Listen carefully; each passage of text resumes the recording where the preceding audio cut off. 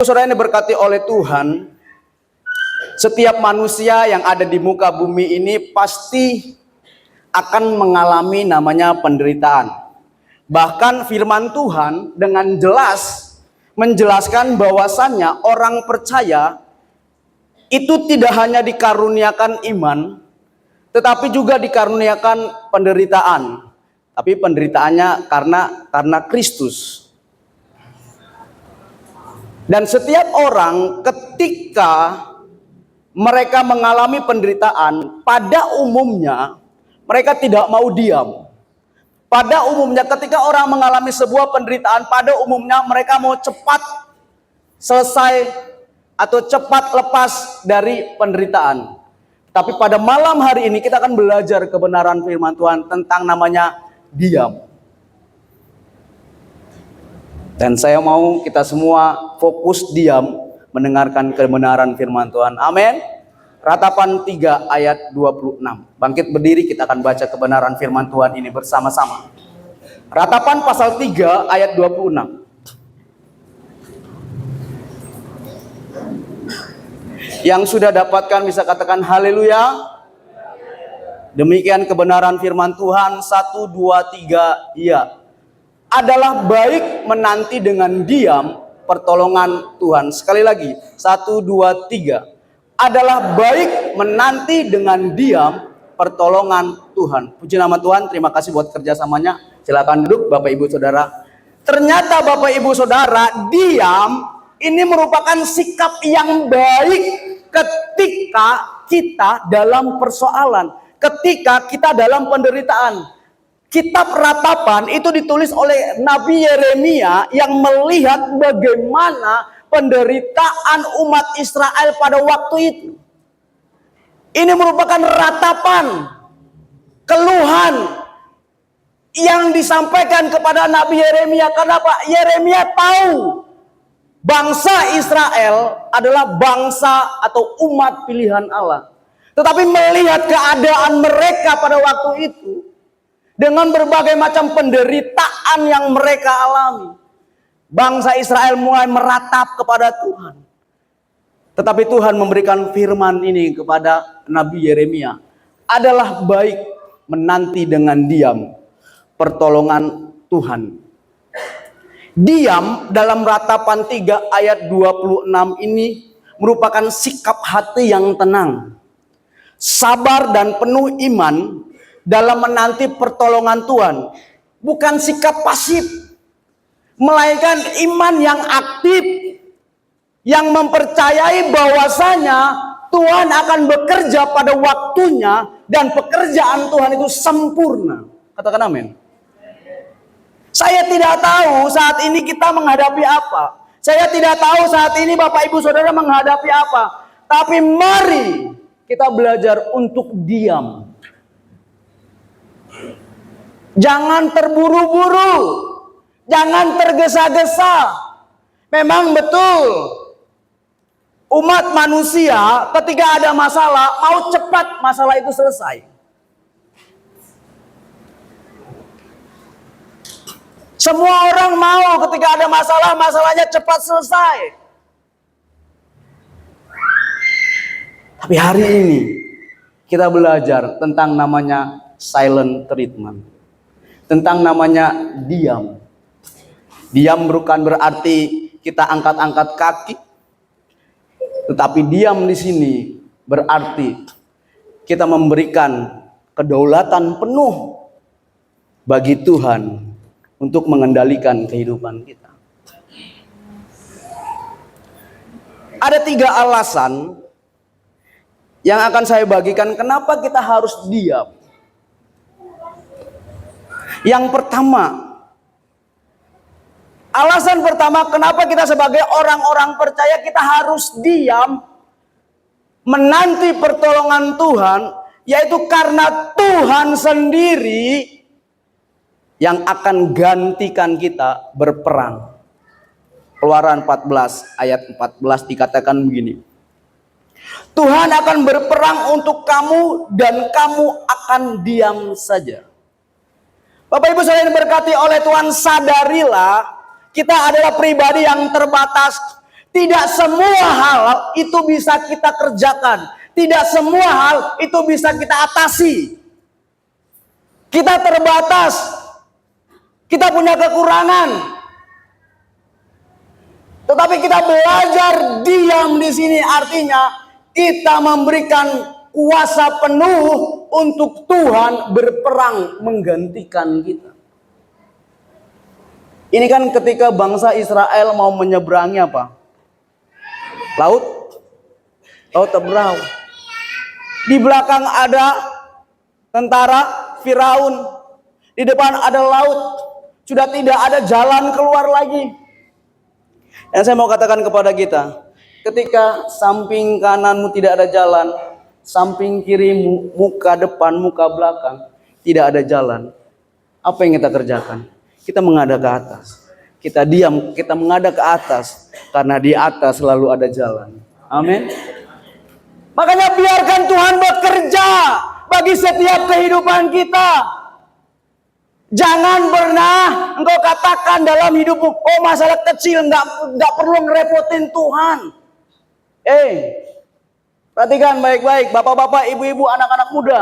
Tuhan tidak pernah direpotkan. Sekalipun itu masalah-masalah yang sepele kata orang. Makanya Yeremia 17 ayat 7 dikatakan apa? Diberkatilah orang yang mengandalkan Tuhan, yang menaruh harapannya kepada Tuhan. Jadi biarkan Tuhan bekerja atas kehidupan kita. Saya nggak tahu masalahmu hari ini apa, tapi izinkan Tuhan bekerja dalam kehidupanmu. Izinkan Tuhan memulihkan kehidupanmu. Izinkan Tuhan membentuk kehidupanmu. Bahkan izinkan Tuhan memberkati kehidupanmu. Diam berarti memberikan kuasa untuk Tuhan berperang menggantikan kita. Siapa kita, saudara? Saudara, kalau Tuhan berperang bagi kehidupan kita, itu akan sangat luar biasa sekali, saudara. Diam di sini berarti kita memberikan ruang atau kuasa untuk Tuhan campur tangan dalam masalah kita. Diam ini menunjukkan kepercayaan penuh kepada Tuhan bahwa Tuhan sanggup menyelesaikan masalah kita. Mazmur 46 ayat pertama dikatakan begini, untuk pemimpin biduan dari Bani Korah dengan lagu Alamot nyanyian. Allah itu bagi kita tempat perlindungan dan kekuatan, sebagai penolong dalam kesesakan sangat terbukti. Saudara, ketika kita mengandalkan Tuhan dalam masalah kita, Dia terbukti bisa menyelesaikan masalah kita.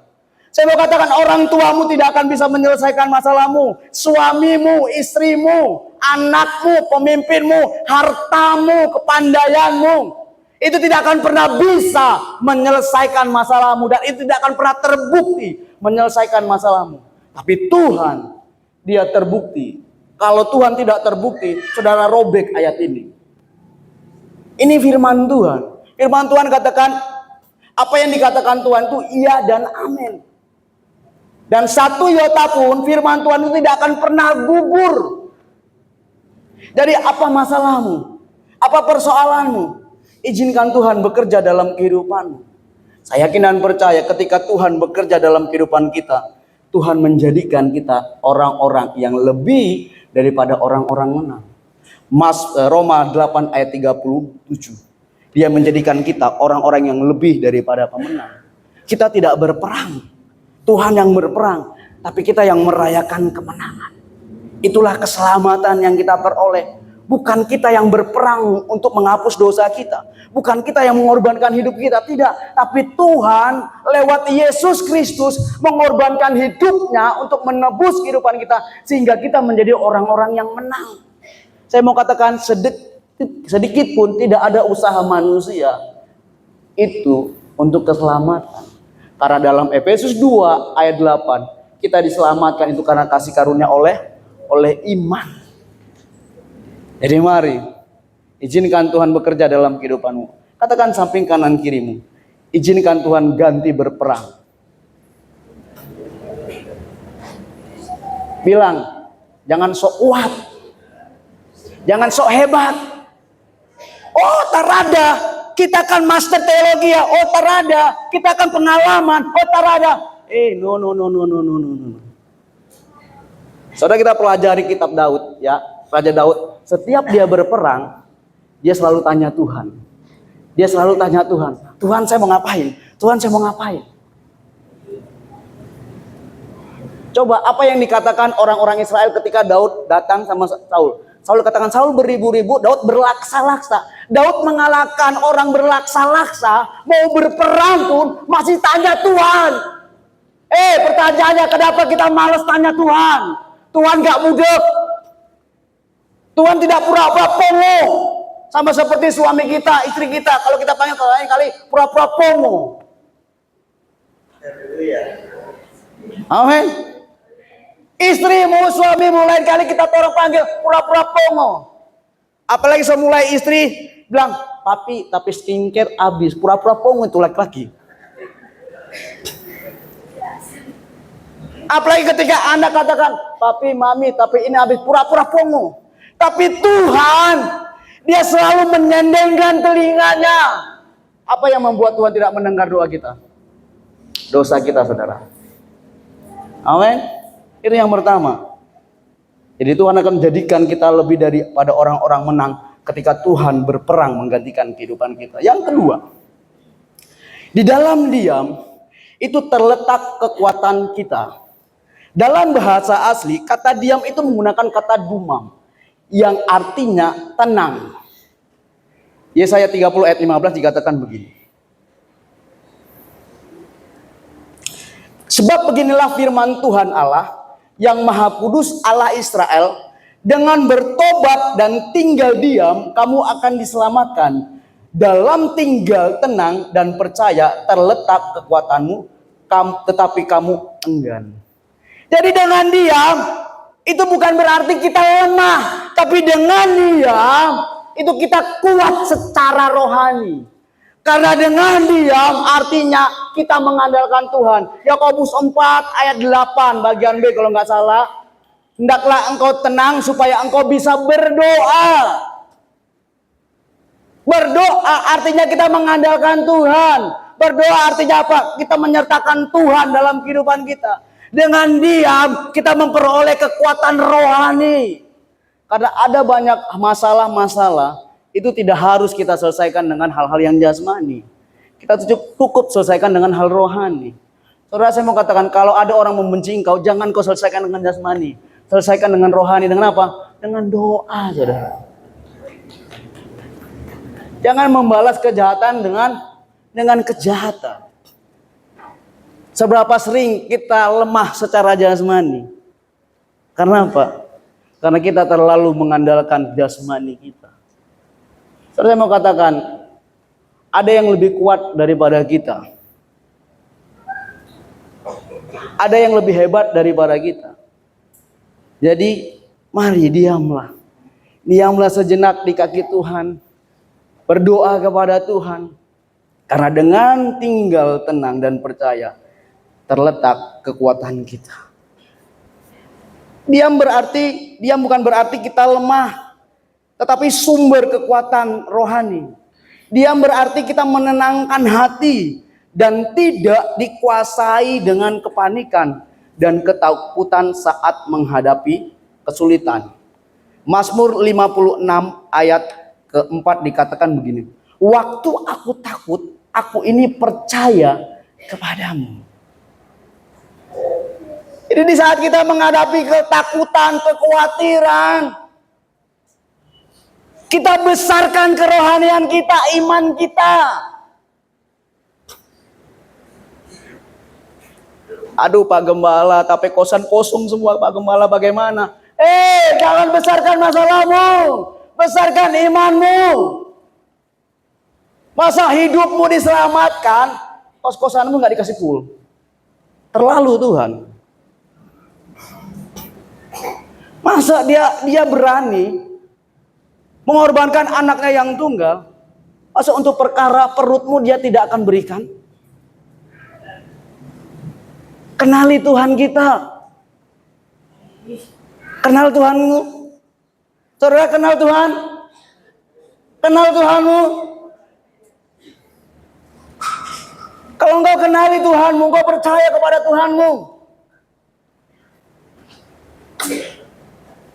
Jangan sampai kita merendahkan Tuhan dengan apa? Dengan kekhawatiran kita. Seringkali kita merendahkan Tuhan dengan kekhawatiran kita, dengan ketakutan kita. Bilangnya orang percaya, tapi takut besok mau makan apa.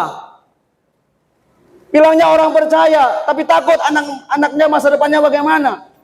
Ngapain kita ibadah setiap minggu? Doa hari Senin, komsel hari Selasa, ibadah pemuda hari Rabu, kaum pria hari Kamis, kaum wanita hari Jumat. Ngapain kalau kita masih hidup dalam ketakutan? Makanya pemazmur katakan, waktu aku takut, aku ini percaya kepadamu. Jadi di saat ketakutan masuk dalam kehidupanmu, besarkan imanmu. Amin. Harus besarkan iman kita. Lewat apa? Kita membesarkan iman kita. Lewat membaca, mendengarkan kebenaran firman Tuhan. Makanya saya mau katakan jemaat eklesia, jangan malas baca firman Tuhan. Minggu lalu ibadah pagi dijelaskan bagaimana kuasanya firman Tuhan. Kuasa firman Tuhan itu bisa membuat hal yang berantakan itu menjadi rapi kembali. Seberantakan apa sih hidup kita? Oh Pak Gembala, Pak Pendeta, hidup saya sudah tidak bisa lagi dibentuk, sudah tidak bisa lagi diperbaiki. Siapa yang bilang? Sehancur apapun hidup kita, ketika kita datang kepada Tuhan, ketika kita percaya kepada Tuhan, Tuhan akan pulihkan. Saudara, kurang jahat apa Paulus? Kurang jahat apa Sakeus? Tapi lihat ketika mereka berjumpa dengan Tuhan, hidupnya diubahkan. Amin. Jadi besarkan kapasitas iman. Sebagai orang percaya, kita harus bisa menenangkan jiwa kita dan tetap percaya bahwa Tuhan yang memegang kendali hidup kita. Mazmur 46 ayat 11 dikatakan begini, diamlah dan ketahuilah bahwa akulah Allahmu. Aku ditinggikan di antara bangsa-bangsa, ditinggikan di bumi. Jadi diamlah dan ketahuilah, kita punya Tuhan yang luar biasa, yang tidak terbatas. Siapa di sini yang belum menikah, yang mau menikah, angkat tangan, lambaikan tanganmu. Enggak ada. Atau saudara mau jadi seperti Paulus, mengambil karunia selibat? Nggak ada yang mau menikah di sini. Kalau engkau percaya engkau punya pasangan hidup terbaik, Tuhan akan berikan kepadamu. Amin. Tapi saya mau katakan, jangan pernah ajari Tuhan bagaimana cara mendapatkan pasangan yang terbaik. Karena yang terbaik bagi Tuhan itu tidak selalu terbaik bagi manusia. Karena Pak, rancangan Tuhan dengan manusia bagaikan langit dan bumi. Mungkin kau pikir secara terbaik, ya buatmu terbaik, tapi secara jasmani, tapi secara rohani Tuhan bilang gak baik. Buat apa kalau engkau punya suami seperti Lee Min Ho, tapi hidupnya mabok? Gak apa-apa pendeta, yang penting kalau kita undangan orang-orang pada lihat tapi pai tua. Buat apa engkau punya istri cantik-cantik, ya kupas bawang aja gak bisa. Syukur-syukur kalau saudara orang kaya. Lah ini kerja di IWIB, gaji aja kalau semua kapotong tinggal sisa 500 ribu. Kau punya istri yang gak bisa kelola keuangan, ngapain? Saya mau katakan jangan pernah cari penderitaan saudara. Habis itu apa? Mulai mempersalahkan Tuhan. Tuhan, sama seperti Adam. Wanita yang kau tempatkan di sampingku itu yang membuat aku berdosa. Laki-laki, kalau ingatkan, pasangan hidup itu pilihan kita. Jadi jangan pernah salahkan Tuhan ketika pasanganmu seperti apa, itu pilihanmu. Amin. Nikmati saja istrimu yang begitu, suami begitu, nikmati saja, ambil hikmahnya. Amin. Pak Pendeta, tapi istri DP konto bau sekali Pak Pendeta. Makanya sebelum nikah tanya, "Ngana DP konto bagaimana?" Kan ada namanya bimbingan pranikah. Di dalam bimbingan pranikah itu dibuka semua kekurangan, semua kelebihan. Jangan nanti ketika 1 minggu sudah menikah, banyak pengeluhan, Pak Pendeta, tapi istri begini, tapi suami begini. Itu pilihanmu. Jangan kasih salah pendetamu, jangan kasih salah Tuhanmu, apalagi kasih salah orang tuamu. Itu pilihanmu. Jangan pernah salahkan orang lain untuk pasangan hidup kita. Karena kita yang memilih. Amin. Yang ketiga, diam ini menandakan kita adalah pribadi yang sabar. Katakan sama-sama sabar. Saudara sudah sabar? Amin. Sudah sabar? Saudara, diam itu artinya kita sabar menunggu. Diam itu artinya kita tidak memaksa kehendak kita sendiri. Diam itu artinya kita percaya Tuhan punya waktu yang terbaik bagi setiap kehidupan kita. Saya mau katakan begini saudara. Apapun yang Tuhan izinkan terjadi dalam kehidupan kita, kita harus sabar. Mungkin hari ini di sekelilingmu adalah orang-orang yang menjengkelkan engkau. Mungkin hari ini di sekelilingmu adalah orang-orang yang merugikan engkau. Mungkin hari ini di sekelilingmu adalah orang-orang yang memanfaatkan engkau. Saya mau katakan sabar. Sabar dengan keadaanmu hari ini. Saya mau katakan manusia itu tidak akan pernah bisa menyakiti hati kita.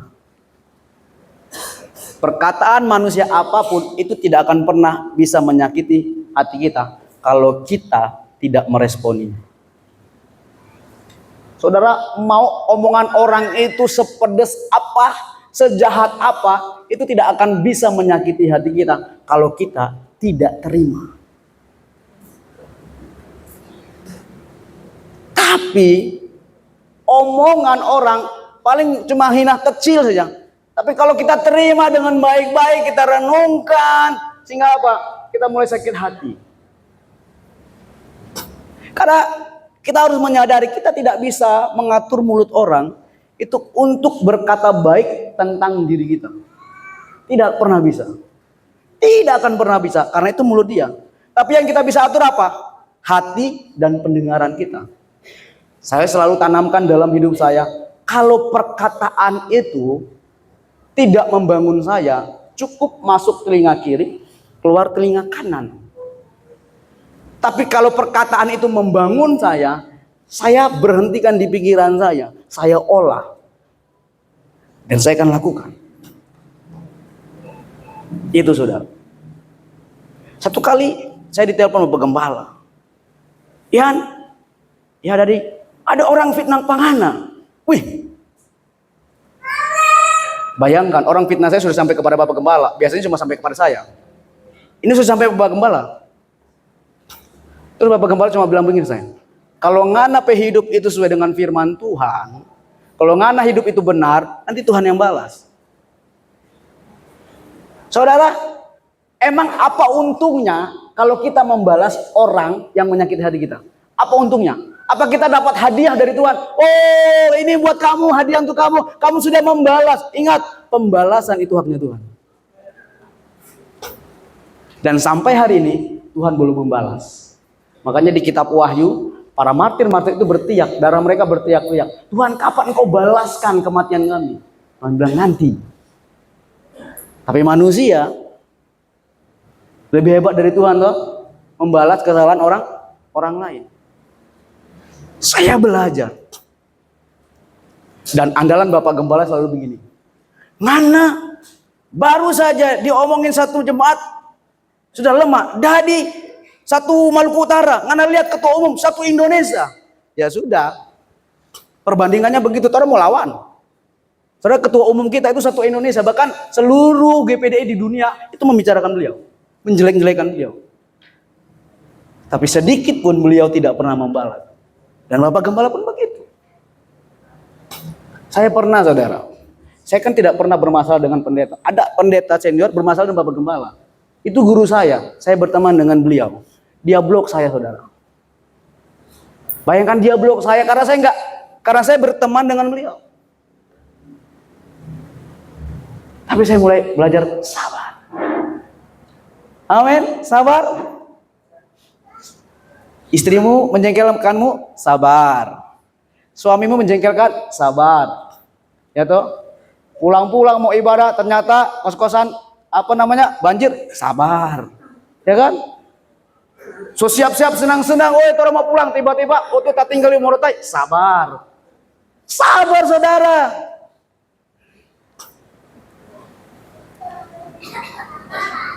Bulan April kan tanggal 5 itu hari Minggu. Sabar. Amin. Yang kerja di IWIP, tiba-tiba engkau sudah rajin, tiba-tiba apa? Pemimpin bilang, nggak ada pemalas. Sabar, saudara. Jadi mari kita sabar menghadapi kehidupan ini. Amin. Sabar, sabar.